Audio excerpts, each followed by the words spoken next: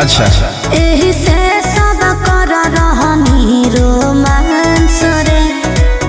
जब तक जिंदा ये कह लेवे दे कि आगे जान ढेर दिन से करत इंतजार हलियो पजइले हथियार हलियो गे